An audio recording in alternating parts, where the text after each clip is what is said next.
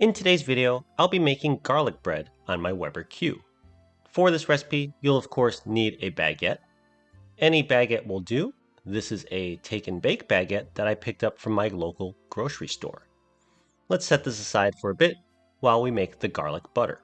Let's start with one whole stick of softened butter, that's half a cup. And then to this butter, we're going to add 4 to 5 cloves of minced garlic. Obviously, adjust the quantity to your taste and preferences. For today, I'm going to run 5 cloves of garlic through my garlic press. Next up, we're going to add some fresh herbs. I like to grab a fistful of parsley and then finely chop it up. This should yield about 3 to 4 tablespoons of chopped parsley, which then you'll add to that garlic butter. And now to season.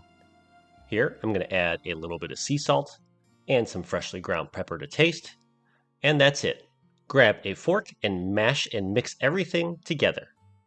Truth be told, this process is a little bit easier using 2 forks, and of course easier still if you're not trying to film this on camera and trying to keep a bowl centered in the frame. That said, our garlic butter is ready at this point, so let's go revisit that baguette we set aside earlier. Grab a bread knife and cut this baguette lengthwise. Open it up like a book, and then go ahead and slather on that garlic butter that you just made. There's no need to hold back. We've made plenty of garlic butter at this point, so really cover the entire surface of your French bread. And once you've done that, it's time to head on out to our grill. So for today, I'll be grilling on my Weber Q1200. I'm going to set this grill up for indirect grilling.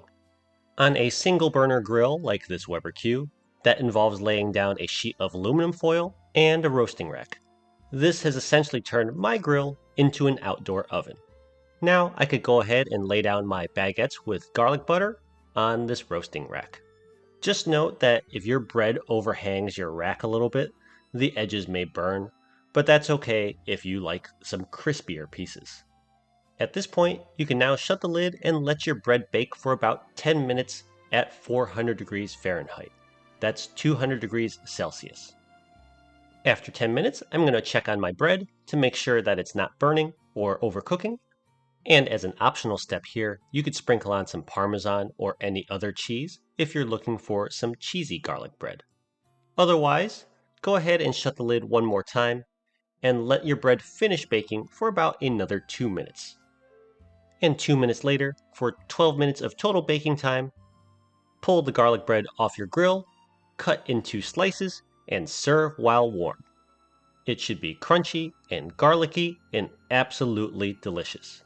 Give this a try and let me know how it turns out for you. Thank you very much as always for watching. Don't forget to like and subscribe to the channel, and I cannot wait to see you all again next time. Bye!